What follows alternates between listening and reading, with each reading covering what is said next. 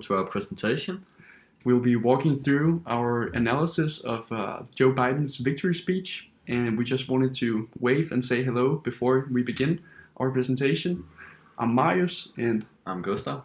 So let's just jump straight into it. I'll just maximize the screen here and start the presentation. So, Joe Biden's victory speech.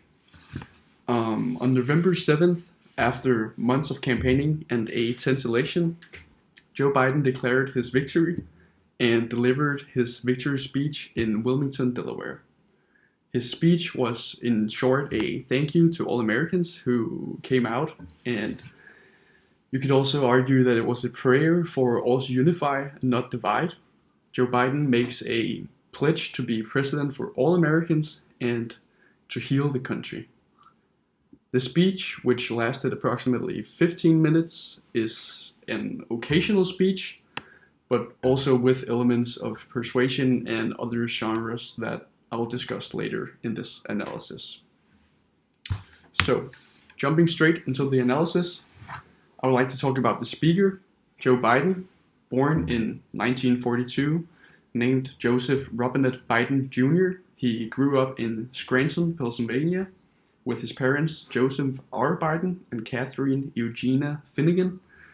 And by the time he gave this speech, he was 77 years old and married to Jill Biden. Biden has several degrees, including ones from Syracuse University of Law, the University of Delaware, and the Archmere Academy. And Joe Biden has been a Delaware senator from 1973 to 2009, and from 2009 to 2017, Biden acted as vice president under the Obama administration. So Biden has also formally run for president 3 times, first in '88, then in 2008, going up against Obama, and finally winning the Democratic nomination in the year of 2020. So, with this in mind, Joe Biden can claim to be a well-known man amongst his audience during this speech. Biden's long career in politics and in extensive education, plus the fact that he's well-known throughout his audience, gives him this sort of immense credibility and authority. Though a political career often is defined by plenty of media attention and sometimes bad attention, this does not seem to be of any existence during this speech. So Gustav, will you take over from here? Biden gave his victory speech at the Chase Center in Wilmington, Delaware, where thousands of people gathered to hear him speak. And on the 7th of November, a sufficient amount of votes was counted, and crucial media platforms had called the election result, which made it possible for Biden to declare his victory. And with other words, he was not officially the president at the moment, but it was clear that he would win the election. It is a tradition to address the nation and the people in a victory speech, and also an important element of the election process. Along with the importance of addressing the people, follows the importance of giving a speech that reaches all Americans and can be understood by all, which also means that he has to talk in normal language understandable by all people from all communities. Right. Yeah, and in the following, I'll analyze the language Biden used to address the people, and I'll start with the anaphora. We have some examples on page 3, line 73, where Biden uses the phrase to battle, or the battle to, followed by several other phrases. What the anaphora does is that it strengthens the message that Joe Biden tries to send throughout his speech. And on the last example, on page 6, line 134, a nation united, a nation strengthened, a nation healed, where it strengthened the message about the nation, America, and the nation's greatness, which for Biden is very important to address in his speech. And we also have some examples of the epiphora, and the use of epiphora, which is slightly different from the anaphora, also strengthens the specific message that Biden wants to address in his speech. So it helps, both of them helps taking a closer look at exactly what he wants to say and do it more focused than else possible.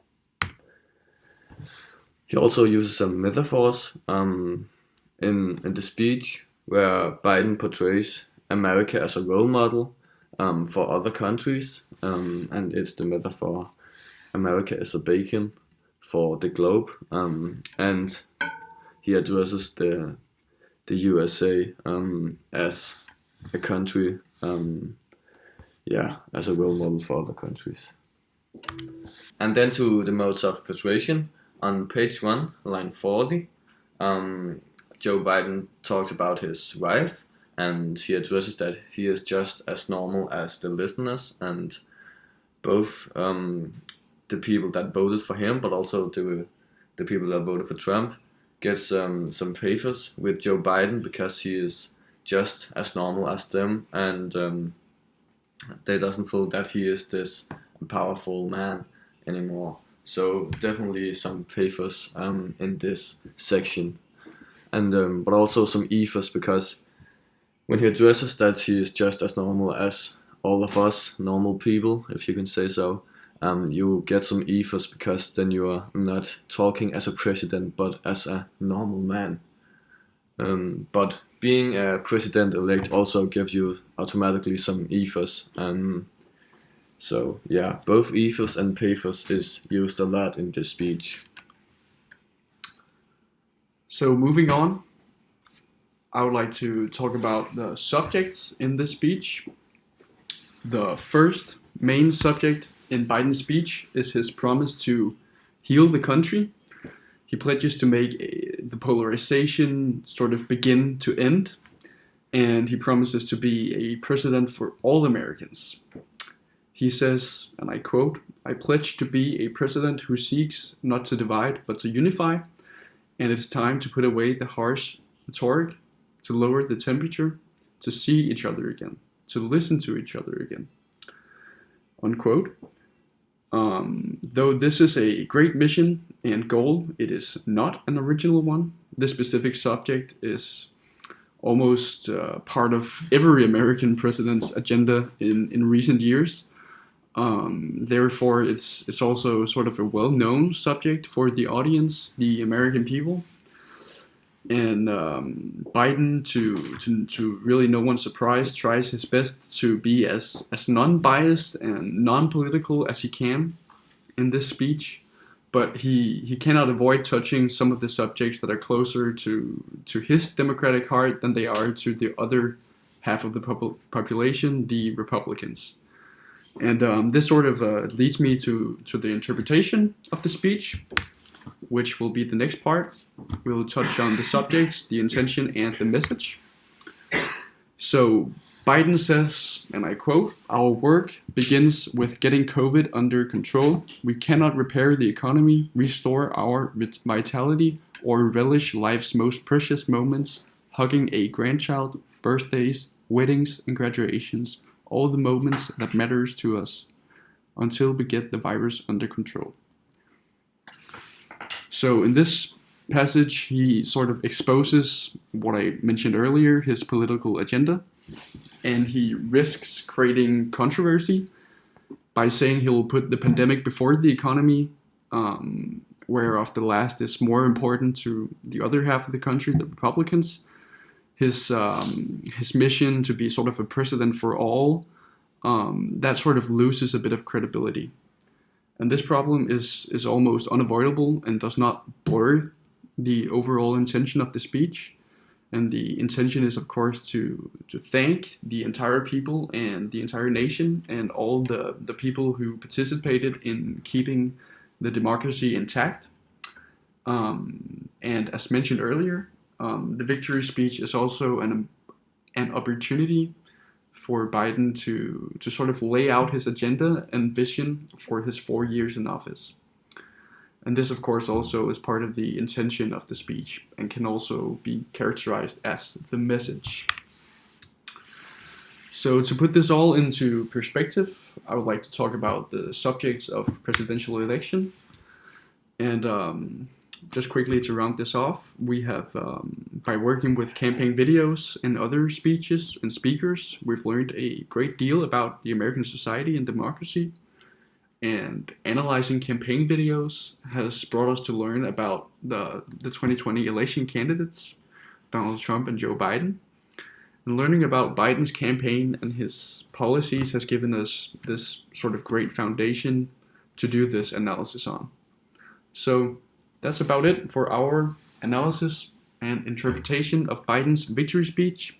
Thank you very much for tuning in and listening. Yeah, thank you. And goodbye. Can you see?